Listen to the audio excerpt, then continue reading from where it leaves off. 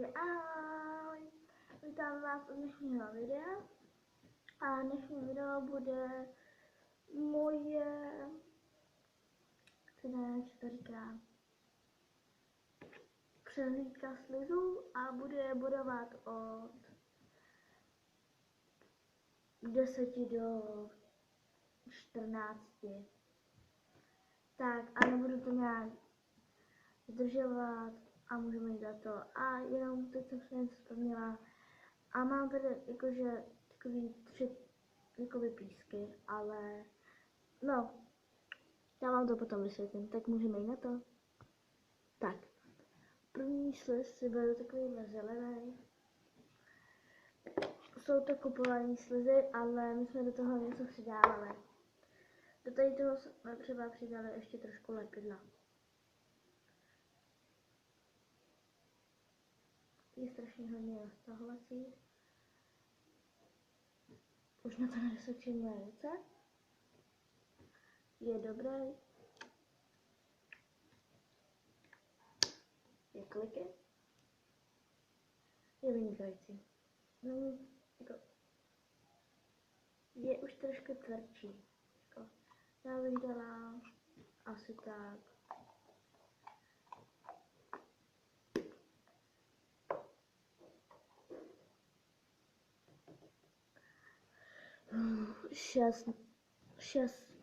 7 z 10, 7 ze 14 bych dala. Mám tady takovejhle písánek. No, počkej. Do toho jsem nic nepřidávala, to je normální. Písek obarvený. To je normální písek, prostě obarvený, to vidíte sami. Tady ten, to jenom ukazuju, tady ten nebudu bodovat. Tak. Teď můžeme jít na tady ten sliz, je strašně malinečký.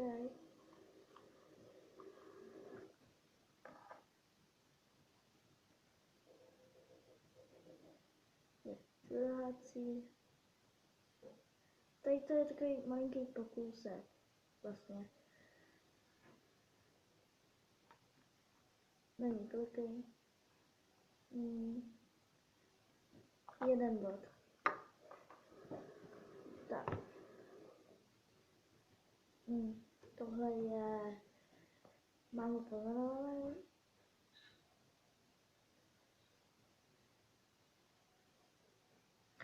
Jmenuje se modrásek, sliz,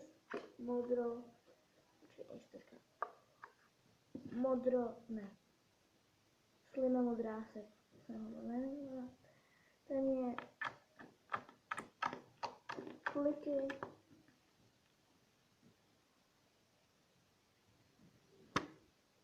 Dělá to i bubliny. Nelepí se. Je fluffy.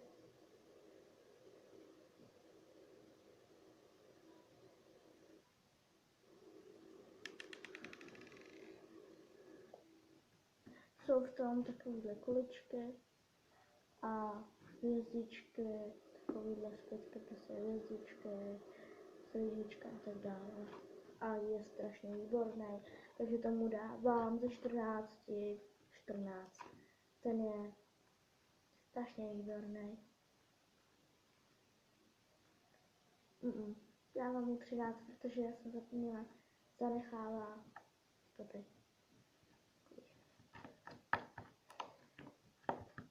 Do toho se nepřidává víc, tady je takový, ale asi doby přidám zítra nebo dneska, do něj přidám asi 5 leholení nebo lepidlo, takže to je hruza.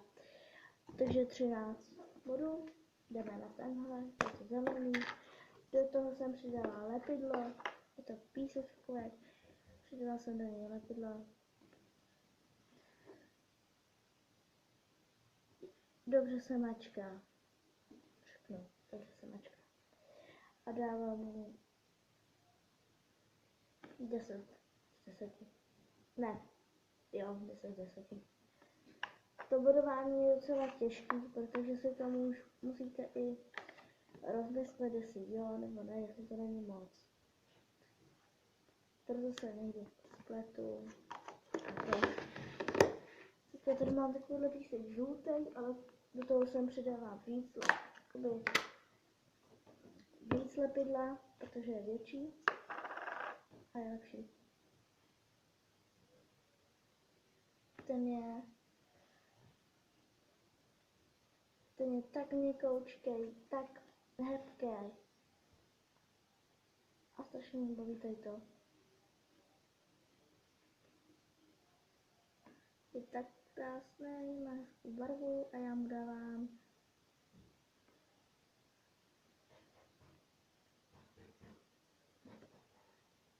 12 ze 14, protože zanechává toho, co jsem nechtěla. A teď to blbě normálně do krabiček, že se to sype. Tenhle jsem jakoby, je to dobrý jakoby písek, ale moc se mi nelíbí. Líbil se mi, ale jak, nevím, už se mi přestal nějak líbit. Nevím proč pak, ale přestal se mi líbit.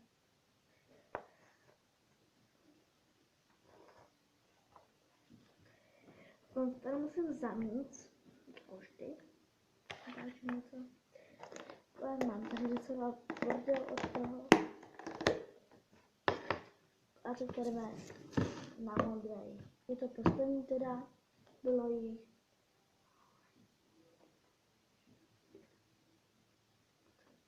7 slizů, teda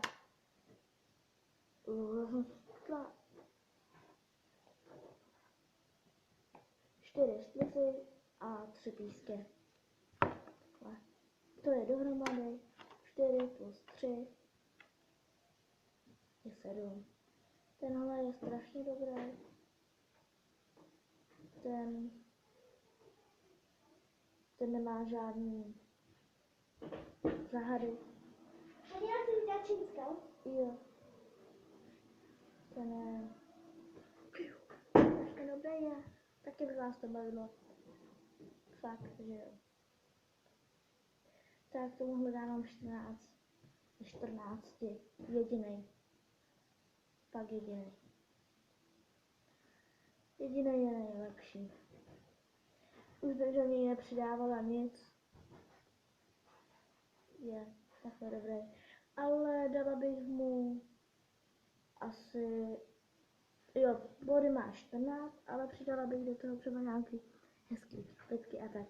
Což teď nemám, protože jsem si to všechno vyplácela. Moc nešetřím. Zítra nebo pozítří si asi natočím nový video, si budu kupovat lepidlo.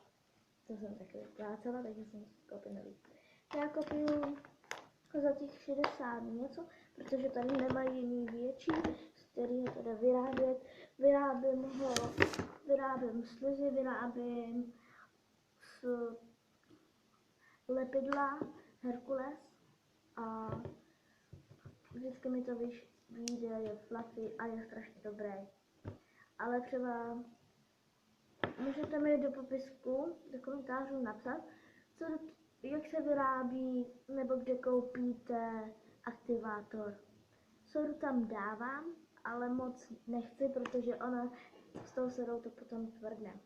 Tak prosím vás, mi napište do komentářů, jak se vyrábí nebo kde koupím aktivátor a jak se ten aktivátor jmenuje. Děkuju.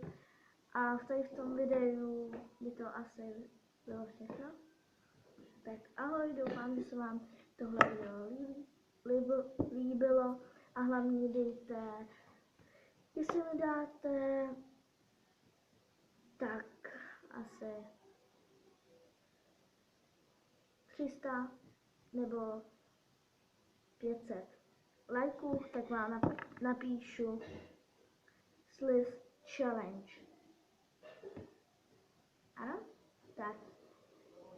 Rychle klikejte a můžeme jít. A dnešním videu. Ahoj!